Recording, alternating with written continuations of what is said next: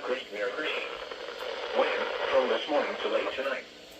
Impacts at 7.0 feet. The right or north bank begins to overflow. Several roadways upstream of the gauge are affected by high water. At 8.0 feet, the right or north bank overflows. Several roads are affected. Additional details. At 10:46 a.m. Monday, the stage was 6.5 feet. Forecast. The river is expected to rise above flood stage late this afternoon to a crest of 7.3 feet this evening. It will then fall below flood stage late this evening. Flood stage is 7.0 feet.